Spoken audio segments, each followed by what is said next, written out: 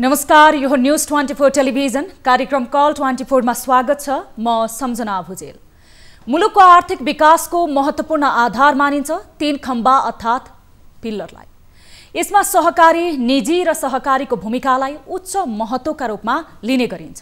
अझ सहकारीको भूमिका घर घरमा भकारीसम्म पुगेको छ। ग्रामीण स्तरदेखि शहरसम्म नै सहकारीको सञ्जालले समेटेको व्यापक दायरा सायदै अन्य बैंक तथा वित्तीय संस्थाको होला। बिहान उज्यालो हुँदादेखि साँझ घाम डुब्दासम्म सहकारीका प्रतिनिधिहरू व्यक्तिको निवास मात्र नभई पसल हुँदै ठूला संस्थासम्म पुग्ने गरेको भेटिन्छ। समाजमा विश्वासले उठेको सहकारी नेपाली समाजमा भर अभरको सहयोगी र परम्परागत आधारको सामाजिक संरचना पनि हो। तर अहिलेको सहकारी र उहिलेको सहकारीमा धेरै फरक पनि आइसकेको छ। अहिले पूर्ण रूपमा व्यावसायिक बनेका सहकारी कतिपय ठाडै उपभोक्ता र जनता ठग्ने माध्यम बनेका छन्। घर घर पुगेर उठाएको पैसामाथि हिनामिना बढ्दो छ। बिहान बेलुका सागपात बेचेर 50 रुपैयाँ कमाउँदा भोलिका दिनका लागि भनेर 10 रुपैयाँ भए पनि जम्मा गर्ने गरिबहरूको मेहनत पनि सहकारीले सहजै पछ पार्दै आएको घटनाहरू दिनानुदिन सार्वजनिक भइरहेका छन्। देशभर छरिएको र फैलिएको सहकारी धेरैका लागि गरिखाने र अघि बढ्ने आधार बने पनि धेरै ठाउँ र गाउँमा धेरैलाई बिचल्नी बनाएर ठगी खाने आधार पनि सहकारी नै बन्दै आएको छ। यस्तै घटना भएको छ दोलखाको मेलुङ गाउँपालिका वडा नम्बर 5 को डाँडा खर्कमा रहेको जनकल्याण बचत ऋण सहकारी। 20 वर्ष अघि 750 जना स्थानीयले 25-25 रुपैयाँ सङ्कलन गरेर स्थापित गरेको सहकारीले गाउँलेको विश्वास जितेर ठूलो रकम पनि जम्मा गर्यो। तर स्थानीयको पसिनाले उभिएको सहकारीको रकममाथि सहकारीका पदाधिकारीले रियाल चुहाउन थालेपछि 38 लाख रुपैयाँ घोटाला भएको प्रमाण कल 24 लाई प्राप्त भएको छ। थुप्रै कृत्य कर्महरूको भण्डार नै बनेको छ। जनकल्याण बचत ऋण सहकारी संस्थामाथिको स्थानीय गाउँलेको विश्वास गुम्दै गर्दा जनकल्याण भनी सहकारीको नामको पनि बदनाम भएको भन्दै स्थानीयले चित्त दुखाउन थालेका छन्। कल 24 को आजको श्रृङ्खलामा हामी सहकारीमा घटित एउटा भ्रष्टाचारको रिपोर्ट प्रस्तुत गर्दैछौँ र अर्को महत्त्वपूर्ण प्रसङ्ग पनि आजको कार्यक्रममा समावेश गरेका छौँ। हरियो कार्पेट झैँ लमतन्न बनेर बसेको इलामको चिया बगान पर्यटक तान्ने आधार मात्र नभई मुलुकलाई चियामा आत्मनिर्भर बनाउने यात्राको सूत्रपात पनि। राणाकालमा नै रोपिएका इलामका चिया बगान हेर्न र घुम्न धेरै पुग्छन् भने यहाँको चियाको चुस्की लिने पारखी विश्वभर पनि बढ्दो छ। तर दुर्भाग्य यही चियाको भुटानहरूमाथि डोजर कुदाउँदा थालिएको छ। चियाको एउटा बोटले सयौं वर्षसम्म आम्दानी दिने हुँदा चियाको बोटको संरक्षणमा नेपाल चिया विकास निगमले आफ्नो स्थापना कालदेखि नै विशेष ध्यान पुर्याउँदै आएको थियो। 2046 सालमा मुलुकमा भएको राजनीतिक परिवर्तनपछि गठित गिरिजा प्रसाद कोइराला नेतृत्वको सरकारले निजीकरणमा लगेपछि इलामको चियाको परम्परागत सौन्दर्य र स्वादमा प्रश्न नउठेको होइन। तर पनि उनी नाम र उही सुवास छरेर अघि बढिरहेको इलामको चिया मास्न इलाम नगरपालिकाका जनप्रतिनिधिहरू नै लागेपछि इलाम सदरमुकाममा चर्को असन्तुष्टि पैदा भएको छ। इलाम बस पार्कमा निर्माण गर्न लागेको सिनेमा हलका लागि भन्दै भित्तोमा रहेको मनमोहक चियाबारीमा डोजर चलाएपछि र कोट्याउन थालेपछि धेरै इलामीले चियाको सौन्दर्य र इतिहासमाथि अतिक्रमण भएको आरोप लगाएका छन्। त्यसमाथि जुन चिया बगानमा डोजर लगायो त्यहाँ उत्पादन हुने चियापत्ती अहिले विश्वबाट नै लोप हुन थालेको र लागेको प्रजातिको चियाको बोट हुन्, जसलाई आसामी पत्ती चिया भन्ने गरिन्छ। स्थानीय भाषामा सिनेमा घर बनाउन इतिहास नै मास्ने इलाम नगरपालिकाको यो निर्णय आलोचित भएपछि नगरपालिका टस्को मस छैन। इतिहास र पर्यटकमाथि यो निर्लज्ज अतिक्रमण किन?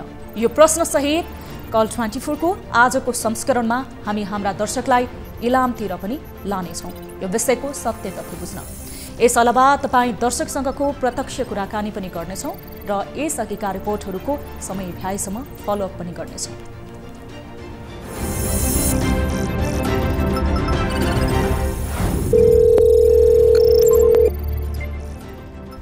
दर्शक महानुभाव, यति बेला न्यूज 24 टेलिभिजन हेर्दै हुनुहुन्छ भने तपाईहरूले टिभी स्क्रिनमा हाम्रो टोल फ्री नम्बरहरू देख्न सक्नुहुनेछ।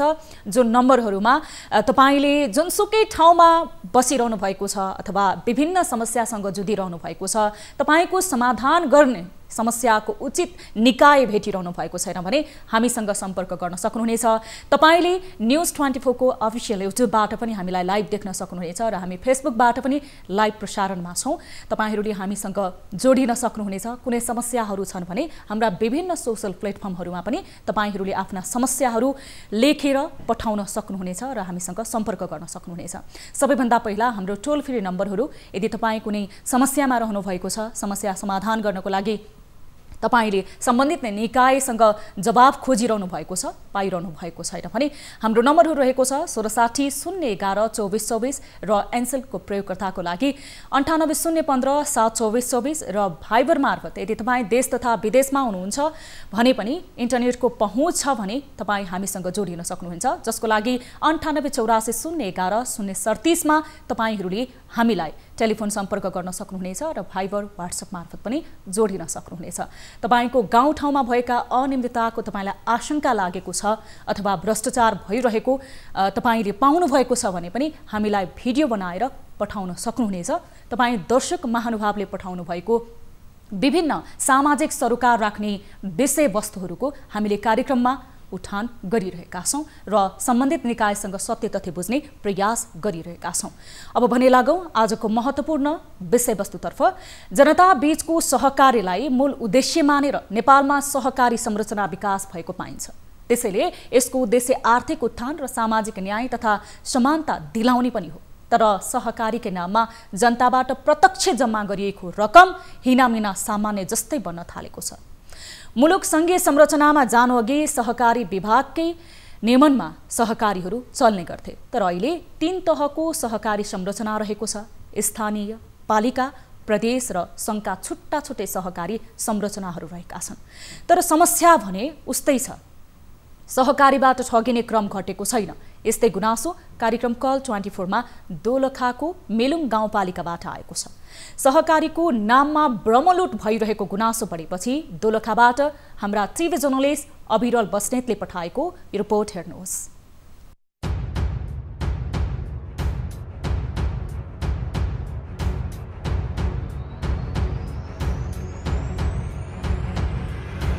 दोलखाको मेलुङ गाउँपालिका वडा नम्बर 5 को डाँडा खर्कमा रहेको जनकल्याण बचत ऋण सहकारीले 38 लाख अनियमितता गरेको तथ्य कार्यक्रम कल 24 ले प्राप्त गरेको छ। 20 वर्ष अघि अर्थात् 2057 सालमा 750 जनाले 25-25 रुपैयाँ जम्मा गरेर संगठित गरेको सहकारीको 38 लाख घोटाला गरेको पाइएको हो। सहकारीको पहिलो कार्य समिति अध्यक्ष जगदीश थापा र कोषाध्यक्ष विष्णु भण्डारीले मापदण्ड विपरीत रकम दुरुपयोग गरेको सहकारीका अन्य सदस्यहरूले आरोप लगाएका छन्। सहकारीका अध्यक्ष थापा र कोषाध्यक्ष भण्डारीले ऋण दिँदा र ऋण लगानी गर्दा कुनै पनि मापदण्ड नबनाएको, ऋण लिने व्यक्तिगत विवरण नराखेको, ऋण लिनेको नाम बिनै औठा छाप लगाएरै ऋण दिएको आरोप रहेको छ। ऋण लगानीमा तमसुक नराख्ने, बनाइएको तमसुक पनि ऋणीको नाममा मात्रै भेटिएको छ। ऋणीको ठेगाना र पहिचान समेत प्रश्न नभएका प्रमाणहरू हेरौं।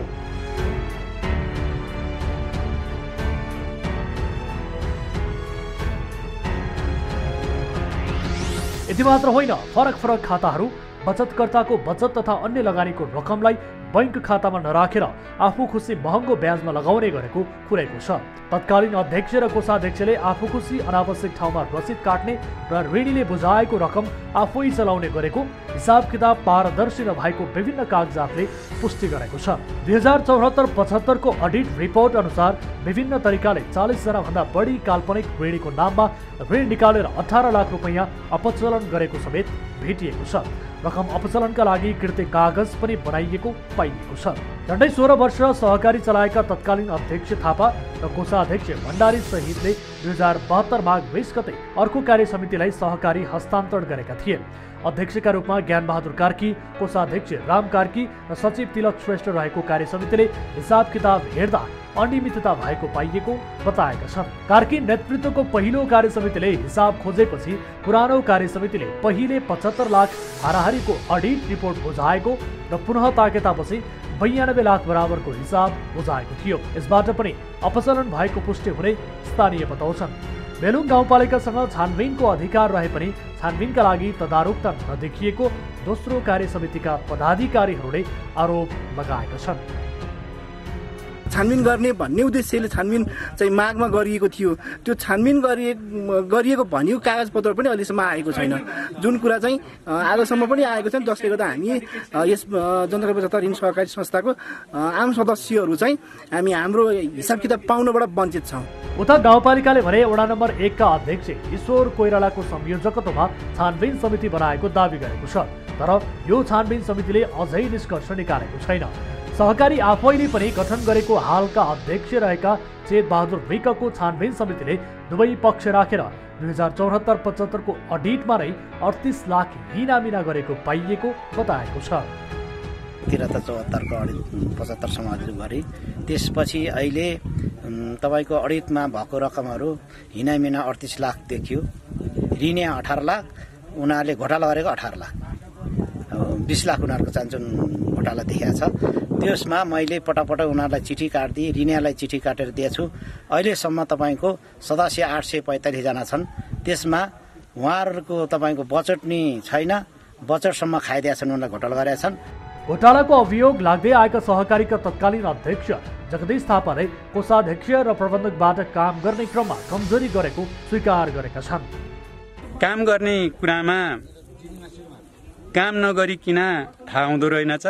मेरो कार्य सञ्चालकको टिममा रहेको कोषाध्यक्ष प्रबन्धकले केही कमी कमजोरी गरेकै हुन् हैन। हेर्दाखेरि तमसुकहरू कोही खाली भेटिन्छ, काहीँ रकम लेखेको, काहीँ ल्याप्चे लगाएको, काहीँ नगरेका यस्ता कमी कमजोरी भएको छ। शेर सदस्य चन्द्रबहादुर लोहार आफूले एकपटक 5,000 र अर्को पटक 10,000 गरेर ऋण चुक्ता गरेपछि तत्कालीन कोषाध्यक्ष विष्णु भण्डारीले आफ्नो पूर्जा घरमा ल्याइदिए पनि पछि फेरि ऋणको माग गर्न पुग्दा विगतको ऋण यथावत रहेको गुनासो गरे।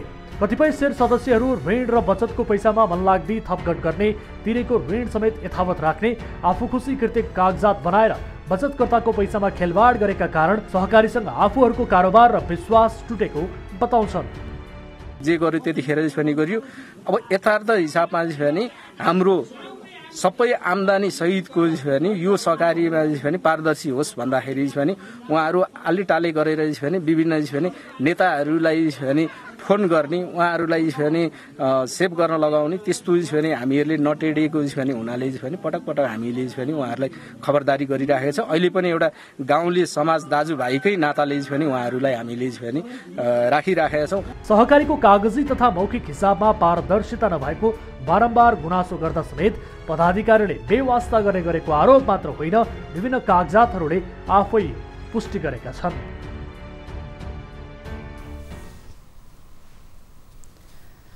दर्शक महानुभाव, गाउँघरमा ऐँचो पैँचो मात्र होइन, विभिन्न आफूले आफ्नो गाँस काटेर छुट्याइएको रकमहरू, पेट काटेर छुट्याइएको रकमबाट आफ्नो दुःख सुखमा त्यो पैसाले केही गर्जो टर्छ भनेर स्थानीयहरूले रकम जम्मा गरेका थिए सहकारीमा।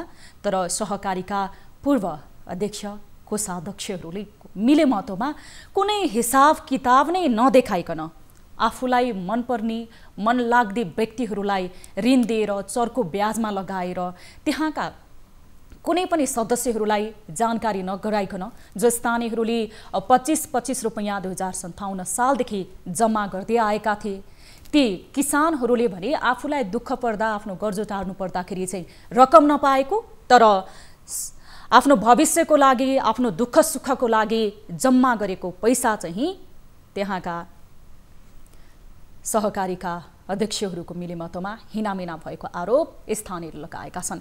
यति बेला हामीसँग जसलाई आरोप लागेको छ यो सहकारीको 38 लाख रुपैयाँ हिनामिना भएको विषयमा जगदीश थापा पूर्व अध्यक्ष हुनुहुन्छ, जनकल्याण ऋण तथा बचत सहकारी संस्थाको, उहाँ हामीसँग टेलिफोन सम्पर्कमा जोडिनु भएको छ। जगदीश सर, स्वागत छ यहाँलाई कार्यक्रम कल 24 मा।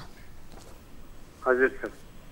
जगदीश सर, अब तपाईँ पूर्व अध्यक्ष हुनुहुन्छ, अब संस्थापक अध्यक्ष पनि हुनुहुन्छ जनकल्याण सहकारी संस्थाको। अब वर्तमान कार्य समितिका सदस्यहरूले सेयर होल्डरहरूले त तपाईँलाई ठुलो आरोप लगाउनु भएको छ, गम्भीर आरोप लगाउनु भएको छ। तपाईँले त करिब 38 लाख रुपैयाँ सहकारीको पैसा हिनामिना गर्नुभयो भनेर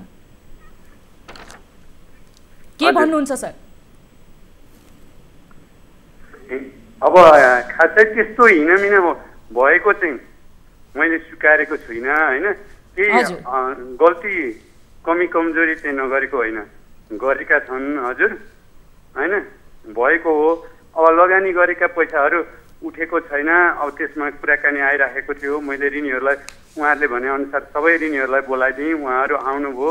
पुँजीकरण गरेकोले हामीले नतिरेको हौँ, पुँजीकरण हट्यो भने हामी तिर्छौँ भन्ने कुराहरू सबै गर्नुभयो हजुर। अनि सर तपाईँलाई आरोप लागेको छ, अब तपाईँले बताउनु भयो मैले आरोप स्वीकारेको छुइनँ भनेर। अब यसको लागि छानबिन समिति पनि बनाउन खोजिएको थियो। अब के आधारमा त्यो छानबिन समितिले नै आफ्नो काम गर्न आलटाल गरिरहेको छ, विभिन्न बहाना बनाएर भनेर स्थानीयले भनिरहेका छन्। अब यो गुनासो आइसके पछाडि हामीले हाम्रा टिभी जर्नलिस्ट दोलखा स्थित अविरल बस्नेतलाई स्थलगत रूपमा रिपोर्टिङ गर्न पठाएका थियौँ। त्यहाँका स्थानीयहरूसँग यसबारेमा सत्य तथ्य बुझ्नको लागि हामीले रिपोर्टिङ गर्न पठाउँदाखेरि स्थलगत रूपमा तपाईँको त्यहाँ कागज पनि बोलेको छ सर। जस्तो 2074-75 को अडिट रिपोर्ट अनुसार विभिन्न तरिकाले 40 जना त तपाईँले काल्पनिक, तपाईँ र तपाईँको कोषाध्यक्षले तत्कालीन रूपमा मनोमानी रूपमा नाम राखेर 40 जना त तपाईँहरूले काल्पनिक पात्र खडा गर्नुभएको छ ऋण लिने, र 18 लाख रुपैयाँ त अपचलन गरेको समेत भेटिएको छ।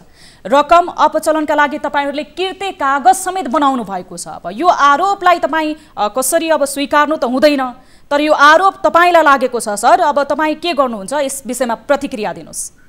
हजुर, अब यो ऋणी सबै वास्तविक हुन्। अब हामीले काम गर्न भनेको एकजना प्रबन्धक अथवा कोषाध्यक्ष तोकेका थियौँ। उहाँले अब केही कानुनी कागजपत्रहरू नबनाएको चाहिँ भेटियो होइन। अब बनाएपछि ऋणी चाहिँ उहाँहरू वास्तविकता नै हुन्। उहाँहरू हामीले ऋण लगेका हौँ, तर यो हामीले बुझाउन सक्ने स्थितिको ब्याज भएन, पुँजीकरण गरिसकेपछि भन्ने कुरो उहाँहरूले साबित हुन आउनुभएको छ। मैले उहाँहरूलाई अविरल सर आउने बित्तिकै जगदीश सर तपाईँ लाइनमै रहनुहोला। तपाईँ थप स्पष्ट तपाईँको यो विषयको प्रतिक्रिया एकैछिनमा दिनुहोला। तपाईँ होल्डमै रहनुहोला। यति बेला तिलक श्रेष्ठ जो जनकल्याण ऋण तथा बचत सहकारी संस्थाको सदस्य हुनुहुन्छ, उहाँ हामीसँग जोडिनु भएको छ। उहाँबाट पनि हामीले यो विषयमा जानकारी लिने कोसिस गरिरहेका छौँ। तिलक सर, स्वागत छ यहाँलाई कार्यक्रम कल 24 मा। धन्यवाद, नमस्कार। तिलक सर, अब यति बेला सहकारीका पूर्व अध्यक्ष र संस्थापक अध्यक्षज्यू पनि हामीसँग जगदीश थापा सर टेलिफोन लाइनमा जोडिनु भएको छ। तपाईहरूको सहकारीमा यति ठुलो रकम ती स्थानीय ती किसानहरूले आफ्नो पेट काटेर दुःख सुखमा भोलि आपद विपद पर्दाखेरि भविष्यको लागि भनेर त्यो रकम जम्मा गरेका थिए 25-25 रुपैयाँको दरले, तर 38 लाख रुपैयाँ घोटाला भएको आरोप यति बेला स्थानीयले लगाइरहेका छन्। किन हिनामिना भयो सर यो रकम? यसको बारेमा चाहिँ हामीले यो किन भन्दा पनि यसलाई चाहिँ हामीले यसको लागि हामीले पहिला पनि जो अहिले हुनुहुन्छ जगदीश थापाको अध्यक्षतामा भएको जगदीश थापा र यता विष्णु भण्डारीहरूको टिमले जुन हामीलाई एउटा सामूहिक रूपमा चाहिँ एउटा संस्था हस्तान्तरण गर्ने क्रममा उहाँले हामीलाई बुझाउनु भयो। त्यतिखेर चाहिँ म तत्काल अहिले चाहिँ म सदस्य जनकल्याणको सदस्य मात्रै हुँ, तर त्यो बेला चाहिँ म त्यतिखेर त्यो समूहको भनेको ज्ञानबहादुर कार्कीको अध्यक्षतामा म त्यो पदमा मलाई हामीलाई त्यहाँनिर चाहिँ उहाँले राख्नुभयो र त्यसपछि हामीले त्यो हिसाबहरू खोज्ने क्रममा उहाँहरूलाई तपाईँको वास्तविक हिसाब किताब के हो भन्ने क्रममा उहाँहरूबाट थुप्रै अब लालछनाहरू लगाउँदै उहाँले फरक फरक खालको हिसाबहरू दिनुभयो उहाँहरूले। र हामीले यो चाहिँ वास्तविक संस्थाको हिसाब होइन भनेर हामीले उहाँलाई धेरैपल्ट कम्तीमा 4 महिनाभन्दा बढी समय उहाँलाई टाइम दियौँ। यो वास्तवमा के हो, यसको चाहिँ के दिनुहोस्, हामी सदस्यले स्पष्ट पार्नुपर्छ, यो चाहिँ भएन भनेर भन्दा उहाँले यो त यति हो पैसा भनेर उहाँले एउटा झाडो काट्ने काम गर्नुभयो। र हामीले त्यसलाई चाहिँ वास्तविक रूपमा हामीले के हो भनेर हामीले सम्बन्धित जस्तो जिल्ला बचत सङ्घ लगायत देश निकायहरूमा यसको चाहिँ हेड अफिसको रूपमा भएको हुनाले हामीले त्यहाँ पुग्यौँ। त्यहाँ जाँदा पनि उहाँहरूले खासै चासो देखाउनु भएन। र हामीले त्यो हिसाबलाई चाहिँ हामीले उहाँले जसले देखाउन नभइसकेपछि हामीले यसलाई कानुनी रूपमा जानुपर्छ। हामीलाई स्पष्ट जुन हिसाब दिएको छ यो चाहिँ हाम्रो वास्तविक होइन भन्ने हामीले प्रमाणित गरेपछि जो चाहिँ त्यहाँ त्यो हिसाबबाट पनि देखिन्छ। हामीलाई सुरुमा चाहिँ 75 लाख बराबरको उहाँले हिसाब देखाउनु भयो र त्योभन्दा पछाडि फेरि 92 लाखको देखाउनु भयो। यो चाहिँ वास्तवमा यथार्थ होइन भन्ने कुरा भएपछि त्यहाँ उहाँले दुई पटक बुझाउँदा दुई खालको हिसाब भएपछि यो चाहिँ कुन चाहिँ हो त भन्ने हिसाबले हामीले उहाँलाई भन्दा यो चाहिँ हो भन्नुहुन्छ, अहिले अर्को हो भन्नुहुन्छ।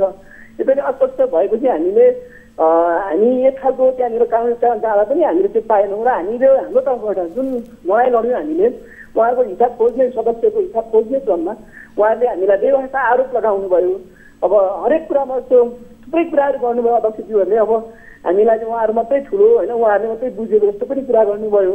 हामीले थुप्रै खालको सामना गर्नु पऱ्यो र अहिले चाहिँ आएर पछाडि हाम्रो टिमलाई चाहिँ बाहिर पठाउनु भएपछि उहाँहरूले 74-75सम्म हामीले एक खालको अर्को एउटा समन्वय समिति हामीलाई चाहिँ त्यो बेला हामी 54-55 जना सामूहिक रूपमा सहमतिमा हाम्रो टिम बनाइएको थियो। पछि चाहिँ यो विषय तपाईले यस विषयमा बाँकी कुराहरू हामी तपाईलाई पुनः सोध्नेछौँ।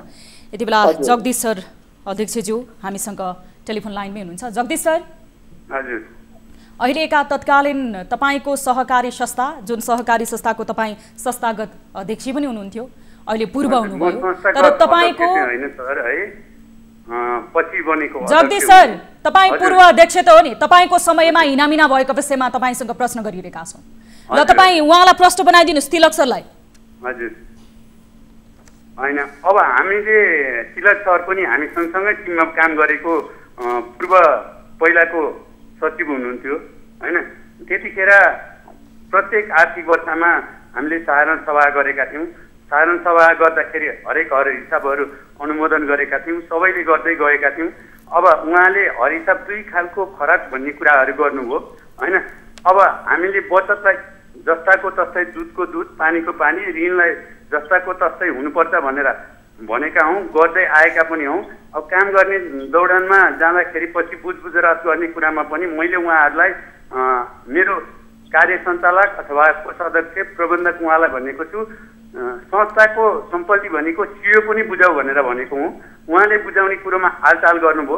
हालचाल गर्दा केही कैफियतहरू देखिए, ती देखिएकालाई फेरि पुनः अडिटलाई गाउँपालिकाले गरेर हेर्छु म सबै निकाल्छु भन्नुभएको छ। त्यहाँ निस्केका कुराहरू जे जस्तो निस्किन्छ 1 रुपियाँ भए पनि हामी तिर्न तयार छौँ, भोग्न तयार छौँ भनेका छौँ र त्यो कुरालाई स्वीकारेका छौँ।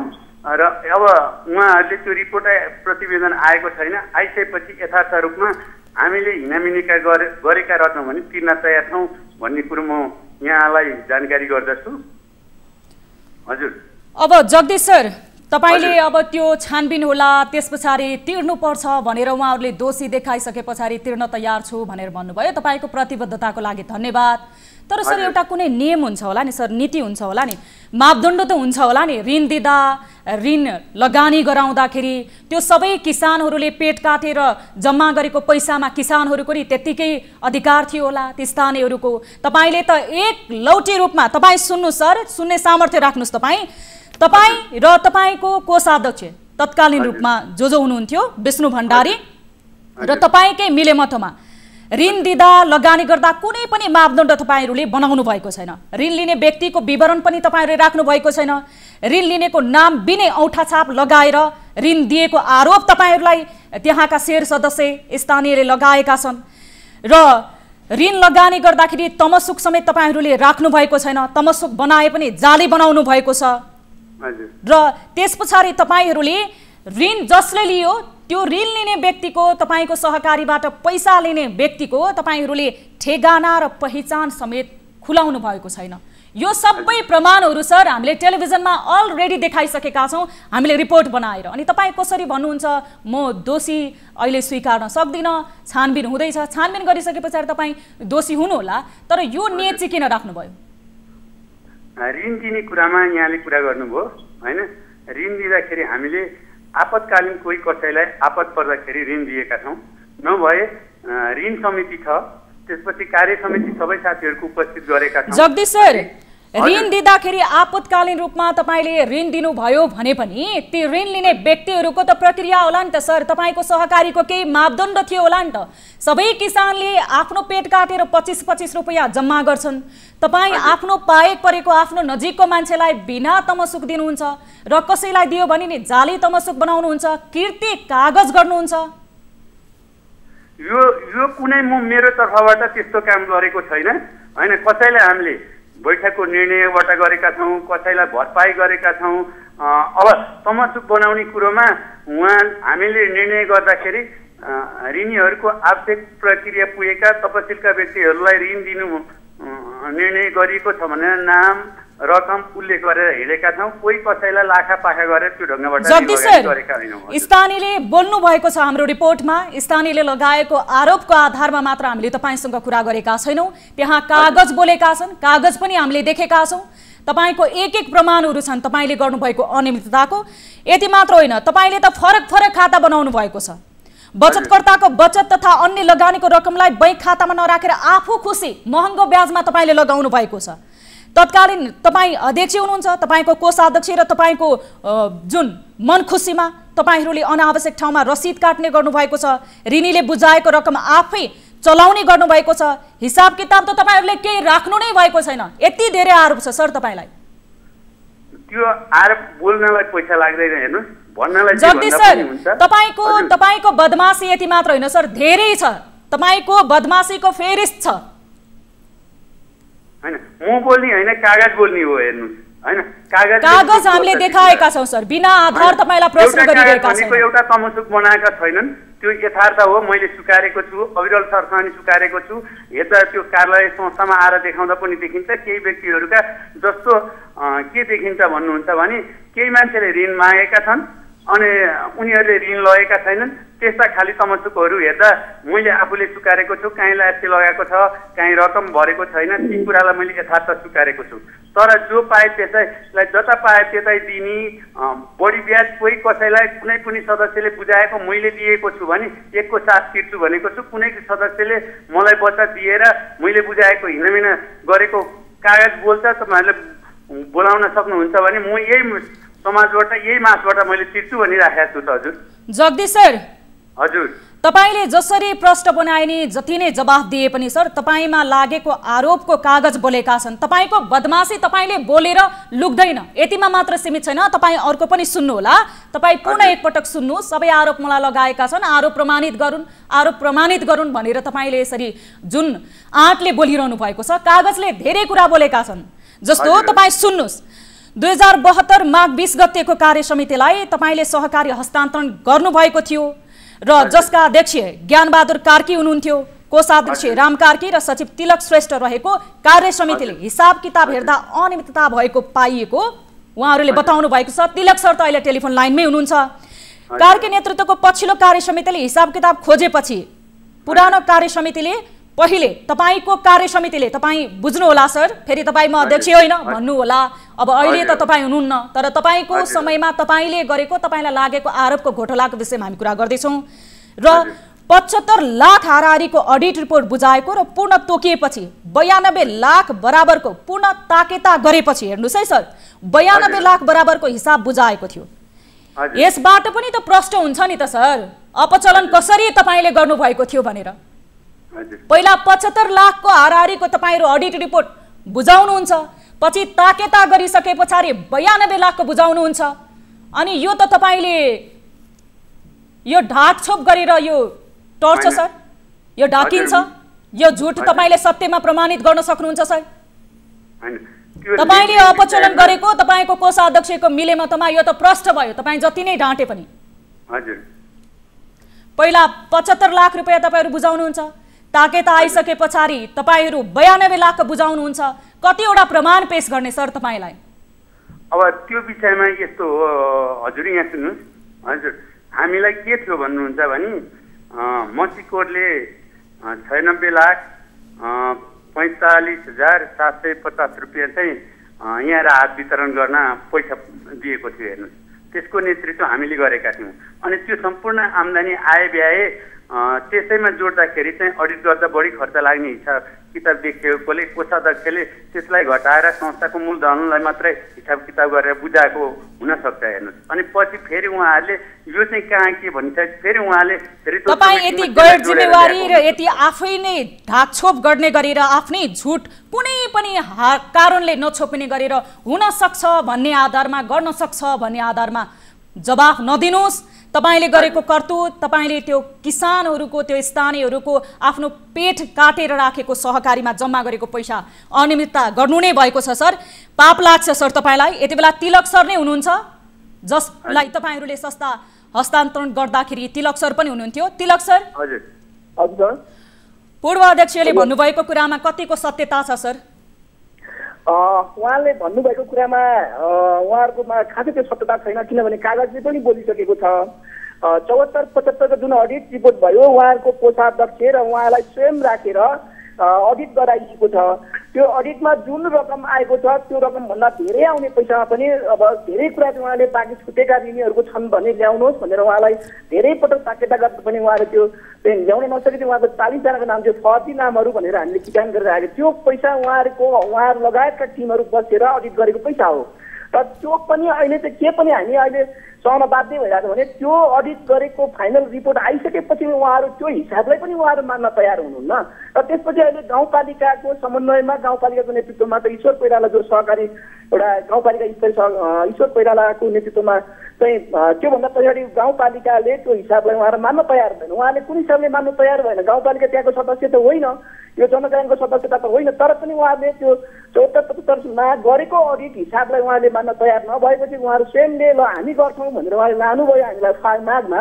त्यो अहिलेसम्म उहाँहरू गुमनाम हुनुहुन्छ र यो अहिलेसम्म त्यो हिसाब फरफरा गर्न त्यो रिपोर्ट के आएको छ के हो भनेर उहाँहरूसँग हामी पनि बस्यौँ, उहाँहरू बस्ने। तर पनि त्यो 74-75 निस्केका ती बेरोजु रकमहरू थिए तिनीहरू त्यो चाहिँ सहर स्वीकार्न लगाउनु भन्दा पनि उहाँहरू आफ्नै पछि लगाउनु भन्दा पनि उहाँ त्यसलाई पनि ढाकछोप गर्न अथवा कुन उद्देश्यले लानुभयो, उहाँले फर्मुराई गर्ने उद्देश्य लानुभयो होला सायद गाउँपालिका। तर पनि अहिलेसम्म त्यो हिसाब चाहिँ गुमनाममा राखिएको छ।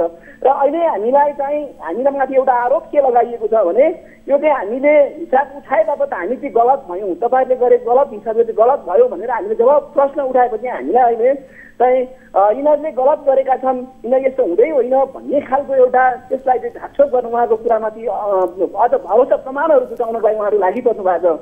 र गाउँपालिका 74-75को हिसाबभन्दा पछाडि गाउँपालिका जुन उहाँले अडिट गर्ने हुने फाइलहरू देखाउनु भयो एउटा काठमाडौँ लगेर त्यो अझै पनि रिपोर्ट दिनुभएको छ। र अस्ति हामीले सबैजना बसेर त्यो बारेमा फेरि बहस किन भएन भने सदस्यको तर्फबाट सोद्धा उहाँले भन्नुभयो गाउँपालिका अध्यक्षले पनि यो चाहिँ कोरोनाको बेलामा यो देखाउन सकिँदैन भन्ने खालको जवाफ उहाँले दिनुभएको छ। यो चाहिँ किन लुकाइराख्नु भएको छ? अघि यो सदस्यमा हजुर हजुर हामी पूर्ण तपाईँसँग कुराकानी गर्नेछौँ, होल्डमै रहनुहोला। जगदीश सर, हजुर कुन उद्देश्यले रकम हिनामिना गर्नुभयो अनि कति ढाकछोप गर्नुहुन्छ सर?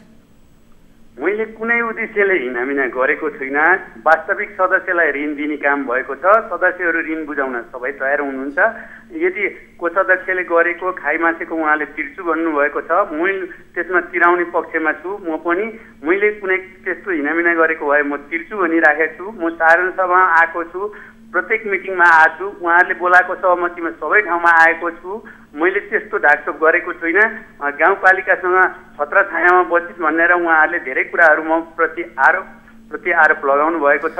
जगदीश सर, हजुर तपाईहरूको यो विषयको सत्य तथ्य बुझ्न खोज्दाखेरि तपाईँको तत्कालीन रूपमा तपाईँ अध्यक्ष हुँदाखेरि तपाईँको कोषाध्यक्ष हुनुहुन्छ नि विष्णु भण्डारी सर, उहाँलाई पटक पटक टेलिफोन सम्पर्क गरिरहेका छौँ सर, उहाँले टेलिफोन उठाउनु भएको छैन।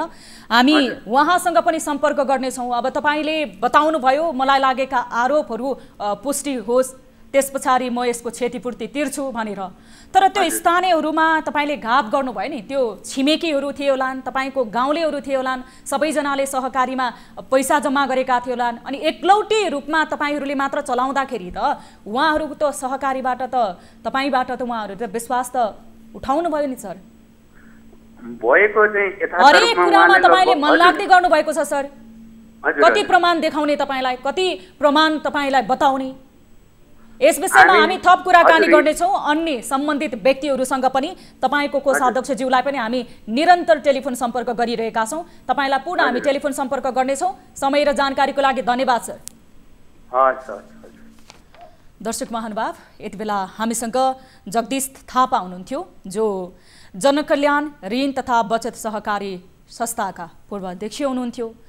उहाँलाई सहकारीको करिब 38 लाख रुपैयाँ हिनामिना भएको र सहकारीको पैसा मन लाग्दी ऋणमा लगाएको, कुनै पनि ऋणमा दिने ऋणीहरूको त्यहाँ कागजी प्रमाणहरू नराखेको, अडिटको रिपोर्ट बुझाउँदाखेरि पनि नियतवश ढाकछोप गरेर बुटाएको भनेर उहाँलाई आरोप लागेको थियो र हामीले उहाँसँग कुराकानी गरिरहेका छौँ। र यति बेला तिलक श्रेष्ठ सर, जो सदस्य हुनुहुन्छ जनकल्याण ऋण तथा बचत सहकारी संस्थाको अहिले, उहाँसँग हामी कुराकानी गर्नेछौँ। तिलक सर, अब तपाईँहरूले यो रकम हिनामिनाको विषयमा छानबिनको लागि कहाँ कहाँ पहल गर्नुभएको छ?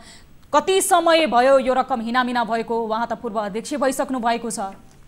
हजुर, हामीले यो लगत्तै हामीलाई जुन तरिकाले हामीलाई दिनुभएपछि हामीले कानुनी प्रोसेसमा हामी उहाँहरूसँग बसेर 2 महिनाभन्दा बढी समय उहाँहरूलाई हामीले यो के हिसाब बुझाइदिनुहोस् होइन, बरु तपाईँलाई हामी तपाईँहरू यहाँ आएर यो हिसाब के हो क्लियर गरिदिनुहोस्, बरु त्यसो भएन तपाईँलाई पारिश्रमिक पुरा गर्छ भने हामी साधारण सभाबाट क्लियर गरेर भएको तपाईँलाई अनुमोदन गराएर भयो भने पारिश्रमिकको रूपमा दिन्छौँ। तर हामीलाई यो हिसाब चाहिँ कसले कसले लगेको र को हो र सहकारीको वास्तवमा रकम चाहिँ कति हो हामीलाई जानकारी गराइदिनुहोस् भनेर हामीले धेरैपल्ट आग्रह गर्दा पनि उहाँहरू मान्नु भएन। अहिले जो कोषाध्यक्ष तपाईँले भन्नुभयो नि, उहाँहरू न्युजमा कन्ट्याक्टमा आउनु भएको छैन। अब यति यो सञ्चार माध्यमको अगाडि उहाँलाई आउनु सक्नुहुन्न भने हामीले उहाँलाई स्वतः हेर्नुहुन्छ। उहाँले हामीलाई हेरेरै बस्नुभयो र उहाँले आज जुन अध्यक्षजीले कुरा गर्नुभयो उहाँले स्वीकार गर्नुभएको छ। अहिले यो स्वीकार उहाँले योभन्दा अगाडि गरेर उहाँले जुन जसरी बोल्नु भएको छ म तिर्छु भनेर, तर उहाँले जसरी बोल्नुहुन्छ त्यसरी काम गरिराख्नु भएको छैन। उहाँ किन त्यसरी गरिराख्नु भएको छैन हाम्रो पनि प्रश्न हो। र उहाँले जसरी मुखले भन्नुहुन्छ काम त्यति गरिराख्नु भएको छैन र उहाँलाई हामीले एकैपटक हामीले उहाँलाई खुट्टा ढोक्नुभन्दा बाहेक सबै काम गर्न भ्यायौँ हामीले। र हामीले त्यसपछि मात्रै हामी छाता सङ्गठन जिल्ला सहकारीसँग हामी गयौँ। जिल्ला सहकारीमा पनि उहाँहरूले खासै चासो देखाउनु भएन। त्यसपछि हामी प्रशासन लगायत हामी सर्वोच्च अदालतमा के भन्छ उच्च अदालतमा पनि हामी पाटनमा गयौँ। त्यहाँनिर चाहिँ सम्बन्धित निकायले तुरन्त हेर्नु भनेर चाहिँ फैसला भएको छ। त्यसपछि त्यो फैसला जब त्यहाँ पुगेपछि हामीलाई चाहिँ उहाँहरूले कृत्य बनाएर यिनीहरू चाहिँ अवैधानिक समिति हुन् भनेर चाहिँ डिभिजन सहकारी कार्यालयबाट हामीलाई चाहिँ उहाँहरूले हटाउनु भयो। त्यसपछि हामी सदस्यमा पनि गयौँ र उहाँले अहिले जति भनिराख्नु भएको छ यो चाहिँ उहाँले हजुर अब छानबिन किन हुन सकेन त सर? अब यो विषयमा कसको आडमा हुन सकेन भन्नुहोस् त? कसको आडमा छानबिन हुन सकेन? किन भन्दाखेरि जगदीश थापा सर पूर्व अध्यक्ष जसलाई यो आरोप लागिरहेको छ सहकारीको पैसा हिनामिना गरेको, उहाँ त बताउनुहुन्छ छानबिन भएर मलाई दोषी भयो भने म र तत्कालीन रूपमा कोषाध्यक्षज्यू भण्डारीज्यू त हामीले खाएको रकम, हामीले अनियमितता गरेको रकम त तिर्न तयार छौँ, छानबिन भएर दोषी ठहर्यौँ भनेर उहाँले बताइरहनु भएको छ। कसको आडमा त्यहाँ स्थानीयले पेट काटेर जम्मा गरेको यो रकम यसरी अनियमितता हुँदाखेरि उहाँहरूले घोटाला गरेको यति धेरै प्रमाण हुँदाखेरि पनि किन छानबिन भएन त? हाम्रो प्रश्न यही हो, सदस्यहरूको प्रश्न यही हो कि जब 74-75 एउटा अडिट गरेर आएको रकम उहाँलाई स्वीकार्न कि सक्नुहुन्छ तर तिर्न उहाँ अझै पनि आनाकानी गरिराख्नुहुन्छ। हाम्रो प्रश्न यही, हाम्रो पनि प्रश्न यही हो र हामी समस्त सदस्यहरू अहिले हामी त्यहाँ 800 भन्दा बढी सदस्यहरू त्यहाँ छौँ हामी र हाम्रो प्रश्न यही हो। जस्तो यहाँनिर मैले तपाईँलाई भर्खरै भन्दाखेरि यहाँ थुप्रै मान्छेहरू चाहिँ 80 वर्ष माथिका अभिभावक के वृद्धहरूको पैसा पनि यहाँ छ, उहाँहरू पैसा मेरो पैसा फिर्ता चाहियो भन्नु आउनुहुन्छ, मलाई पनि भन्नुहुन्छ र मैले भन्ने गरेको छु यो यस्तो मैले आफूले बुझाएँ। उहाँको यो गलत नियतमा उहाँलाई लगाएको यो आरोपको प्रमाण हुँदाहुँदै उहाँको साथमा चाहिँ को छ? कसले ढाकछोप गरिरहेको छ? उहाँलाई कसले साथ दिएको छ? यसमा अदृश्यको शक्ति हामी पनि भन्न सक्दैनौँ यो हो भनेर, तर हामीले चाहिरहेको हाम्रो पनि प्रश्न त यही हो कि उहाँहरू यतिको सबै प्रमाण हुँदाहुँदै नि उहाँहरू किन तिर्न सक्नुहुन्न? अडिट भएर आउँदा पनि उहाँहरू किन तिर्नुहुन्न? गाउँपालिकाले पछिल्लो रिपोर्ट उहाँको यो पछिल्लो यो समय चाहिँ गत फागुनतिरको समयमा चाहिँ उहाँले गाउँपालिकाले लिएर जानुभएको छ। उहाँहरूले गाउँपालिकामा लगेर फेरि यो चाहिँ अब समानान्तर भइरहेको छ। अब फागुनदेखि अहिले उहाँले गाउँपालिकाको अध्यक्षज्यूले भन्नुभएको थियो यो बिचमा हाम्रो कोरोना कारणले गर्दा रोकिएको छ, हामी देखाउँछौँ भन्नुभएको छ। अब लगभग सबै ठाउँहरूमा कोरोनाको प्रभाव कम भएको तपाईसँग यस विषयमा हामी यो रिपोर्टलाई फलो गर्नेछौँ र थप जानकारी लिनेछौँ। सम्पर्कमा रहनुहोला। हाम्रा दोलखा स्थित टिभी जर्नलिस्ट अविरल बस्नेतले यस विषयमा अझ विस्तृत रिपोर्टिङ गर्नुहुनेछ। समय र जानकारीको लागि धेरै धेरै धन्यवाद। धन्यवाद। यति बेला हामीले यस विषयमा कुराकानी गर्न खोज्दाखेरि जो नरबहादुर श्रेष्ठ हुनुहुन्छ, मेलुङ गाउँपालिका दोलखाका अध्यक्षज्यू, उहाँले पनि समय दिइरहनु भएको छैन। हामीले अन्य जनप्रतिनिधि र सम्बन्धित व्यक्तिहरूसँग पनि कुराकानी गर्ने प्रयास गरिरहेका छौँ। यो विषयमा तपाईहरूलाई जानकारी छ, तपाईँको स्थानीय तहमा यसरी अनियमितता भएको छ। एउटा सहकारीले धेरैजना शेयर सदस्यलाई रुवाएको छ भनेर हामीले अफेयरमा कुराकानी गरेका थियौँ, समय मागेका थियौँ, तर अहिले उहाँले बोल्न खोजिरहनु भएको छैन।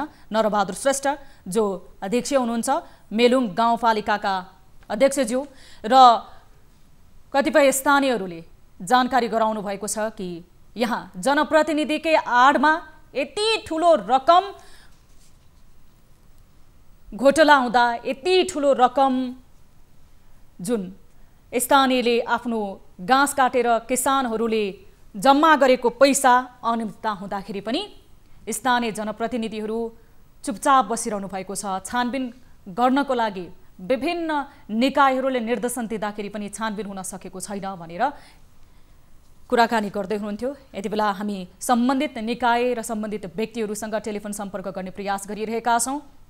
उहाँहरू टेलिफोन सम्पर्कमा आइरहनु भएको छैन। हामीले नरबहादुर श्रेष्ठ जो अध्यक्ष हुनुहुन्थ्यो, मेलुङ गाउँपालिकाका अध्यक्षज्यू, उहाँलाई टेलिफोन सम्पर्क गरेर यस विषयमा बोल्नको लागि बताएका थियौँ। यद्यपि उहाँलाई यो विषय जानकारी नै छ। हामीले कार्यक्रम प्रसारण हुनुभन्दा पूर्व उहाँलाई टेलिफोन सम्पर्क गरेर समय दिनुहोला, यो विषयमा कुराकानी गर्न गइरहेका छौँ भनेर पूर्व जानकारी पनि गराएका थियौँ। र मेलुङ गाउँपालिकाका उपाध्यक्षज्यूलाई पनि हामीले टेलिफोन सम्पर्क गरिरहेका छौँ। यद्यपि यो विषय उहाँहरूको जानकारीमा हुँदा पनि उहाँहरूले बोल्न मानिरहनु भएको छैन। स्थानीयहरूको आरोप के पनि छ भन्दाखेरि गाउँपालिका अध्यक्षज्यूको साथ सहयोग र आडमा नै यो विषय छानबिन हुन नसकेको हो भनेर हामीलाई गुनासो पनि गरिरहनु भएको छ।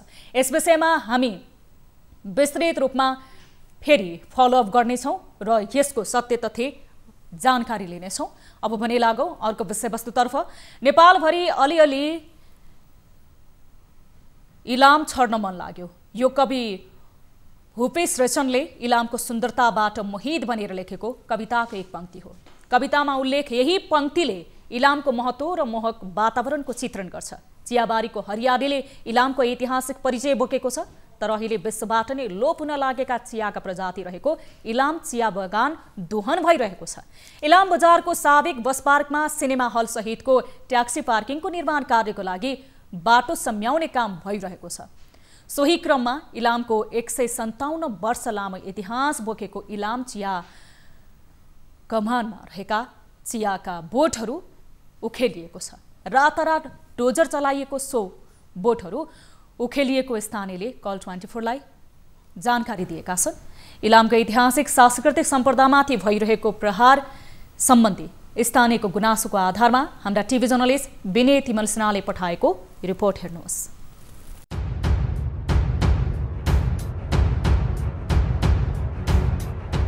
इलाम भन्ने बित्तिकै चियाबारीको चित्र सबैको मन मस्तिष्कमा कोरिनु नौलो होइन। विश्वमै लोप हुने अवस्थामा पुगेका चियाका प्रजातिहरू इलामको चिया बगानमा पाइन्छ, तर पछिल्लो समय विभिन्न संरचना निर्माण गर्ने नाममा इलामको चिनारीको अस्तित्व नामेट पार्न खोजिँदैछ। अहिले इलाम बजारको साबिक बस पार्कमा सिनेमा हल सहितको ट्याक्सी पार्किङको निर्माण कार्य भइरहेको छ। यही संरचना निर्माणका क्रममा 157 वर्ष लामो इतिहास बोकेको चिया बगानको दोहन भइरहेको स्थानीयले गुनासो गरेका छन्। रातारात डोजर चलाएर इलाम चिया कमानमा रहेका चियाका बोटहरू उखेलिएका छन्।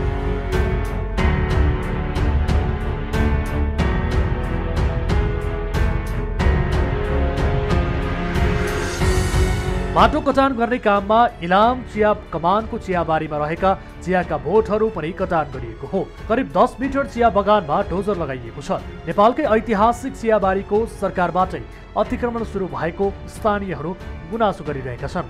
सिनेमा हल निर्माणका नाममा इलामको ऐतिहासिक सांस्कृतिक सम्पदाको दोहन गर्न नपाइने भन्दै इलामवासीहरू विरोध गर्न थालेका छन्। स्थानीयले यसको आक्रोश सामाजिक सञ्जालमा समेत पोख्न थालेका छन्। खास गरेर पछिल्लो दिनमा चाहिँ हाम्रो इलाम नगरपालिकाले यहाँ विकास गर्ने नाममा चाहिँ हाम्रो चिया जुन चाहिँ हाम्रो 155 वर्ष अगाडि रोपिएको चियाहरू चाहिँ मास्ने क्रम छ। यो चाहिँ 1920 सालमा गजराज सिंह थापाले रोपेको चिया बारी हो र यसले गर्दाखेरि चाहिँ हाम्रो इलामको चाहिँ चियाको इतिहासमाथि आक्रमण भएको छ भन्ने हाम्रो बुझाइ छ।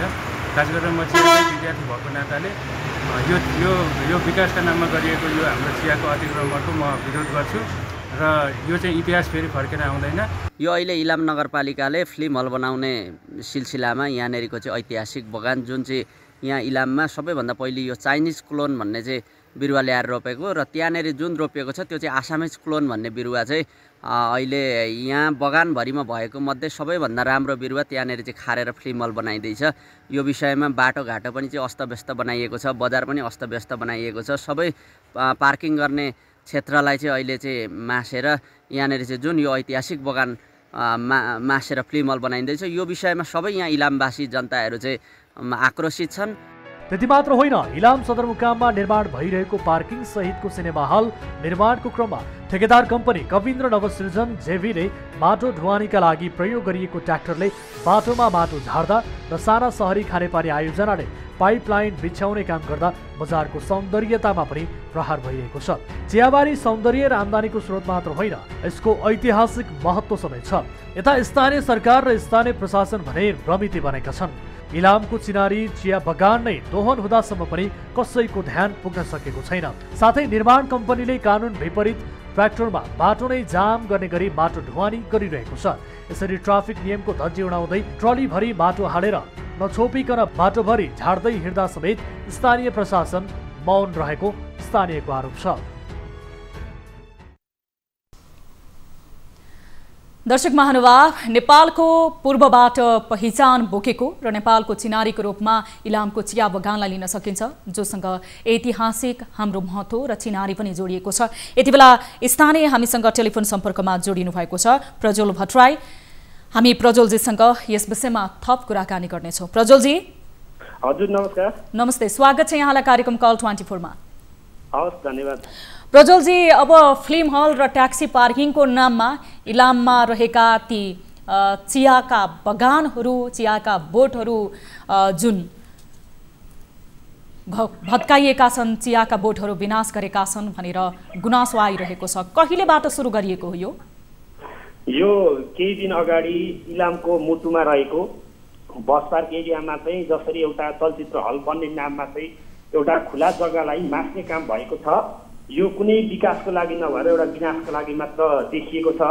अहिले नयाँ जग्गा लिएर गाडीहरूलाई व्यवस्थापन गर्ने भनेर पुरानो बस पार्कदेखि ठिक तलतिरपट्टिको व्यक्तिको जग्गा राख्ने काम गरिएको छ। यहाँ कमिसनको खेल भएको छ। व्यक्तिको 35 आना जग्गा किन्ने क्रममा 16 आना जग्गा एक व्यक्तिलाई र बाँकी रहेको जमिन चाहिँ आधी गरेर मेयर साहब र नगरपालिकाका एकजना कर्मचारीले लिएर त्यो जमिनलाई लिजमा राखेर नगरपालिकाले नै त्यो जमिन खारेर त्यो ठाउँमा त्यहाँ सिस्टम सञ्चालन गरिरहेछ। अब यहाँनिर के देखिन्छ भन्दाखेरि केही दिन अगाडि इलामको चोक बजारमा चिया बगानमा काम गर्ने श्रमिकको शालिग अनावरण गर्नुभएको थियो हाम्रो मेयर साहबले। केही दिन पछाडि नै त्यसको लगत्तै त्यो घटनाले के गराउँछ भन्दाखेरि चाहिँ श्रमिकको रोजीरोटी खोज्नको लागि चाहिँ चिया बगानमा डोजर चलाएर श्रमिकलाई नै विचल्ली अवस्था बनाएको देखिन्छ। प्रज्वलजी, हजुर यति बेला जसले त्यहाँ सिनेमा हल र जुन ट्याक्सी पार्किङको लागि निर्माणको ठेक्का लिनुभएको छ, कविन्द्र नवसृजनशील जेबी कन्स्ट्रक्सन कम्पनीका यति बेला हामीसँग शङ्कर पाण्डे सञ्चालकज्यू टेलिफोन सम्पर्कमा जोडिनु भएको छ। उहाँसँग पनि यस विषयमा हामी थप कुराकानी गर्नेछौँ। शङ्कर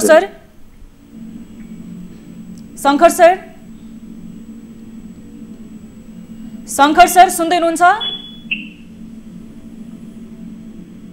शङ्कर पाण्डे सर सुनिरहनु भएको छ मेरो आवाज? हेलो हेलो, सुनिरहनु भएको छ शङ्कर सर? हजुर, यहाँ अलिकति डिस्टर्बिङ छ के? तपाईको आवाज एकदमै क्लियर आएको छ सर। तपाईको आवाज हामीले सुनिरहेका छौँ। तपाईलाई मैले प्रश्न गरेँ, यति बेला इलामवासीले सामाजिक सञ्जालमा आफ्नो आक्रोश पोखिरहेका छन् स्ट्याटस मार्फत र हामीलाई गुनासो गरिसके पछाडि टेलिभिजन मार्फत पनि उहाँहरूले आफ्नो दुखेसो पोखेका छन्। इलाममा जुन नेपालको सांस्कृतिक र ऐतिहासिक महत्त्व बोक्ने चिया बगान नै भत्काइयो भन्ने आरोप छ। अब यो कसको निर्देशनमा कसको अनुमतिमा तपाईहरूले ठेक्का लिनुभयो र किन भत्काउनु भयो भन्ने कुरा। हेलो शङ्कर सर, तपाईको आवाज स्पष्ट सुनिरहेका छौँ सर। अब तपाईले सुनेर नसुनेको जस्तो नगर्नुहोस्। तपाईलाई बताए जुन सिनेमा हलको र ट्याक्सी पार्किङ गर्ने ठेक्का तपाईले लिनुभएको छ नि, यति बेला निर्माण कार्यको ठेक्का लिनुभएको छ, चिया बगान किन भत्काउनु भयो भन्ने स्थानीयको गुनासो, चियाको बोटहरू किन उखालियो भन्ने गुनासो हो सर। यो सम्बन्धमा हजुरले सम्बन्धित निकायमा कुरो गर्नुभयो भने ठिक हुन्छ हजुर। सम्बन्धित निकायसँग पनि कुराकानी गरौँला सर, होइन? तपाईले निर्माणको ठेक्का लिनु भएको छ भने कसको अनुमतिमा कसको स्वीकृतिमा तपाईहरूले त्यसरी जुन लोप हुन लागेका प्रजातिका चियाका बोटहरू जसले नेपालको ऐतिहासिक महत्त्व बोकेका छन् र नेपालको पर्यटकीय क्षेत्रमा ठूलो टेवा पुर्याएका छन्, ती चियाका बोटहरू तपाईहरूलाई उखाल्नको लागि र त्यो चिया बगानलाई भत्काउनको लागि कसले अनुमति दिएको हो सर? यो हामीले भत्काएको होइन, होइन? यो सम्बन्धित निकायसँग हजुरले कुरो गर्नुभयो भने ठिक हुन्छ। सम्बन्धित निकायसँग हामी कुरा गरौँला। तपाईले ठेक्का कहिले पाउनु भएको हो शङ्कर सर? शङ्कर सर यति बेला टेलिफोन सम्पर्कबाट गइसक्नु भएको छ। उहाँले सम्बन्धित निकायलाई यो विषयमा कुराकानी गर्नुहोला भन्नुभएको छ। सम्बन्धित निकाय त उहाँ पनि हुनुहुन्थ्यो जसले यति बेला ठेक्का लिएर भत्काइरहनु भएको छ भने उहाँ नै यसको जवाफ दिनुपर्ने सम्बन्धित व्यक्ति हो। हामीले यति बेला देखिरहेका छौँ दृश्यमा पनि उहाँकै कन्स्ट्रक्सन कम्पनीका डोजरहरूले त्यहाँ चियाका बगानहरू भत्काइरहेका छन्। अब कसको आडमा उहाँलाई बोल्नको लागि यति धेरै हिचकिचाट लाग्यो यो विषयमा त हामी पछि पनि फलो गरेर कुराकानी गर्नेछौँ। यति बेला स्थानीय हामीसँग टेलिफोन लाइनमा हुनुहुन्छ। प्रज्वलजी, हजुर हजुर, अब निर्माणको जसले ठेक्का लिनु भएको थियो सञ्चालक ज्यूको कुरा त तपाईँले सुनिरहनु भएको छ होला। अब यो कसको आडमा गरियो जस्तो लाग्छ सर? यो सिनेमा हल कसले बनाउन त्यहाँ लाग्नु भएको हो? कसको निर्देशनमा चियाका बोटहरू उखालिएका हुन्? तपाईँलाई केही जानकारी छ स्थानीय भएको हैसियतले? अब यो एकैछिन प्रज्वलजी, एकैछिन हामीसँग मेयर साहब जोडिनु भएको छ, महेश बस्नेत, जो इलाम नगरपालिकाको मेयर हुनुहुन्छ। मेयर साहब, स्वागत छ यहाँलाई कार्यक्रम कल 24 मा। हजुर, धन्यवाद। अब मेयर साहब, स्थानीयले इलामबाट सामाजिक सञ्जालमा स्ट्याटस नै लेखेर इलामको चिया बगान जसले ऐतिहासिक महत्त्व राखेको थियो, नेपालको चिनारी राखेको थियो पर्यटकीय क्षेत्रमा, यो भत्काइयो, यसको चियाका बोटहरूलाई चाहिँ मास्न खोजियो भन्ने आरोप लगाएका थिए। आज हाम्रो टेलिभिजनसम्म यो गुनासो आइरहेको छ। स्थानीय हामीसँग टेलिफोन लाइनमा हुनुहुन्छ, हाम्रा रिपोर्टरले त्यहाँ गएर स्थलगत रूपमा रिपोर्टिङ गर्नुभएको छ। सर, यो सिनेमा हल बनाउने नाममा एउटा सिनेमा हल बनाउनको लागि र ट्याक्सीको पार्किङको लागि त्यहाँका चियाका बोटहरू मास्नुपर्ने कारण के थियो सर? तपाईँका रिपोर्टरले सत्य कुरा भन्दैनन्, असत्य कुरा मात्रै भन्छन्, कुरा बुझ्दैनन्, त्यसैले समस्या भएको हो। मेयर साहब, स्थानीयहरू पनि यति बेला टेलिफोन लाइनमा हुनुहुन्छ, रिपोर्टरले सत्य भन्नु भएन होला। तपाईलाई म यथार्थ कुरा, स्थानीय त तपाईँको मतदाता हो नि, स्थानीयले कसरी झुटो बोल्नुहुन्छ सर? सुन्नुहोस्, तपाईँ पनि तपाईँहरूको कुरा म बताइदिन्छु। इलाम नगरपालिकाको नाममा त्यहाँनिर चाहिँ हामीले तपाईलाई स्थानीय र रिपोर्टरको आधारमा प्रश्न नै गरेका छौँ। दृश्यमा जे देखिएको छ त्यसैमा भनिरहेका छौँ सर। तपाईँ बताउनुहोस् न त सर, स्थानीयलाई र पत्रकारलाई आरोप लगाएर नपन्छिनुहोस् न, कसरी मासियो भनेर सोधिरहेको छु मैले। त्यसको जवाफ दिनुहोस्, सिर्फ कसरी मासियो भन्ने विषयको मात्र जवाफ चाहियो सर हामीलाई।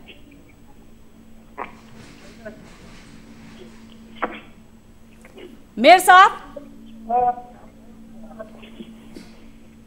मेयर साहब,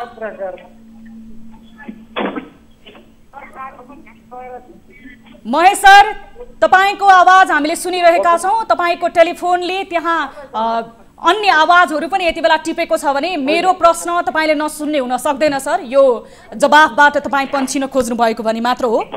मेयर साहब, सुनिरहनु भएको छ? ठेकेदार साहबलाई सोद्धाखेरि सम्बन्धित निकायलाई सोध्नुहोस् भन्नुहुन्छ। तपाईँ यति बेला आवाज नसुनेको जस्तो, प्रश्न नसुनेको जस्तो गर्नुहुन्छ। यसको जवाफ कसले दिने हो मेयर साहब?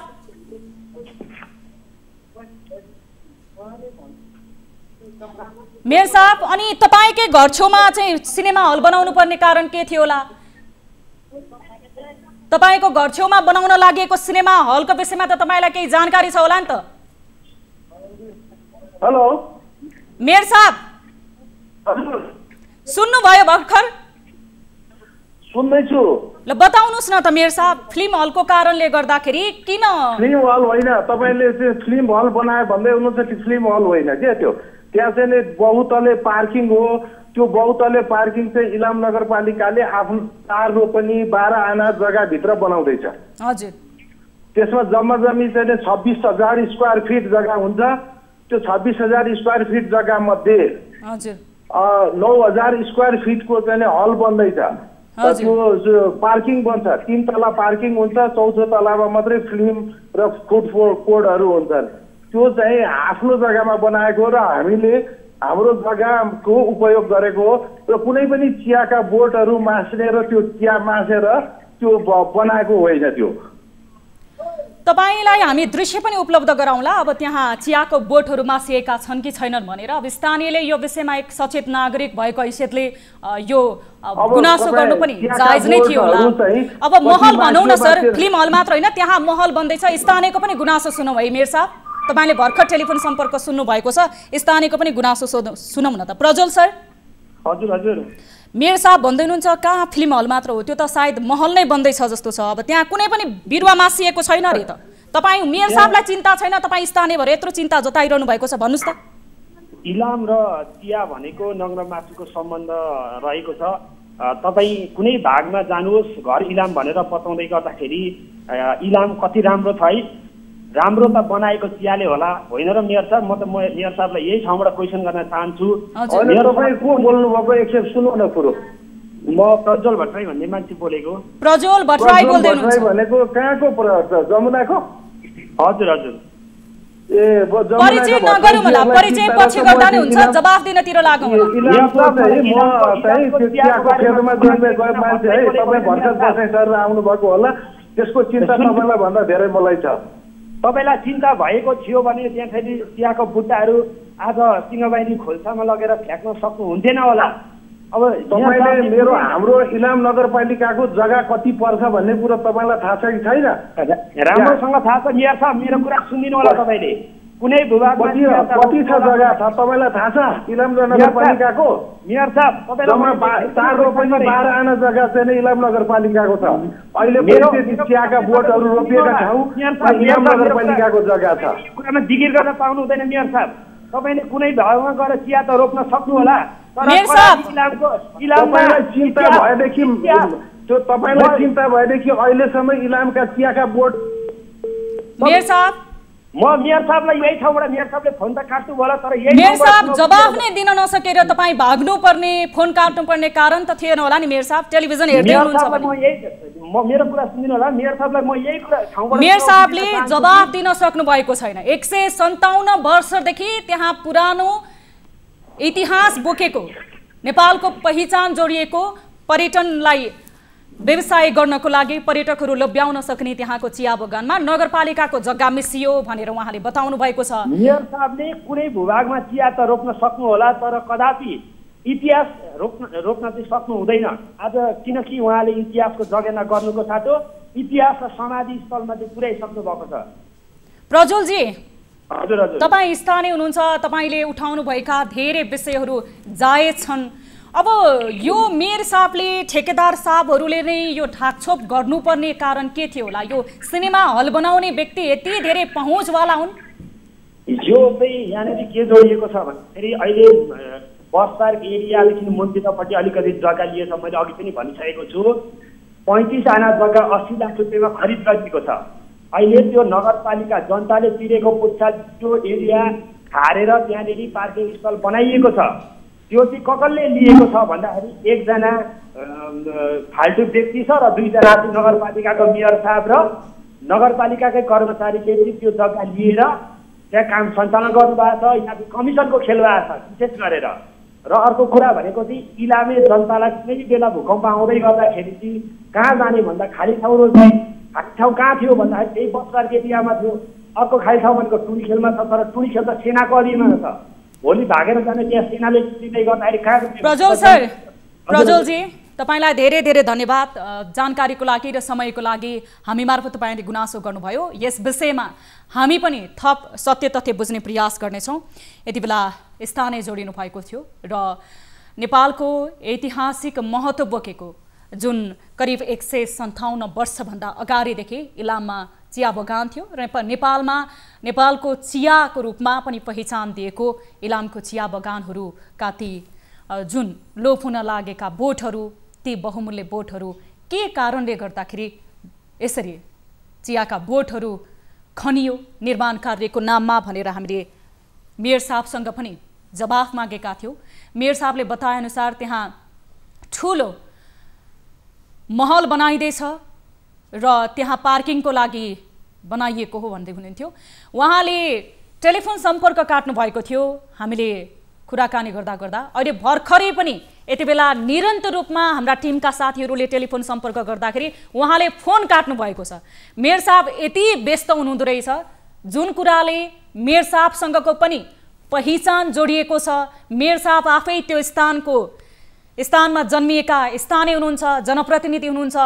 मेयर साहबको यो किसिमको जवाफले उहाँको पनि राम्रै मिलेमतो रहेछ भन्ने कुरा, चलखेल रहेछ भन्ने कुरा खुल्छ।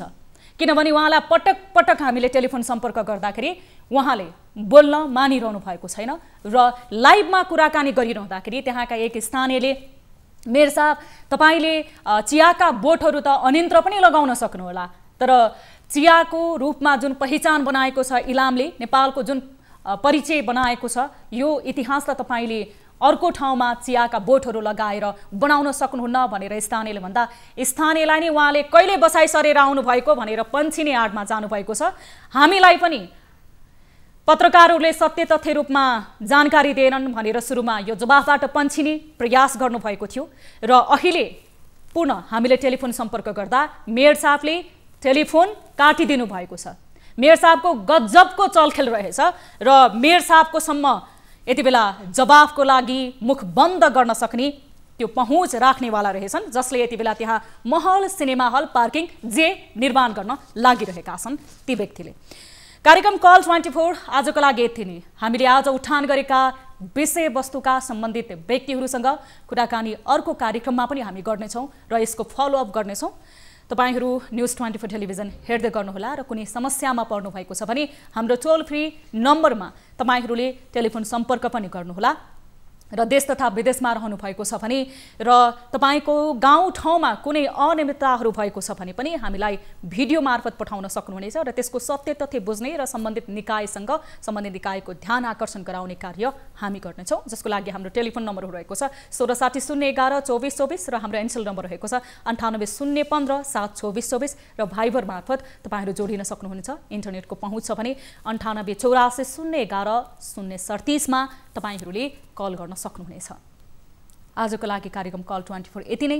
हेर्दै रहनुहोला न्युज 24 टेलिभिजन। हामी निरन्तर न्युजमा छौँ। तपाईको खल्तीमा बोक्नु भएको मोबाइल जस्तै तपाईहरू पनि स्मार्ट गर्नुहोला।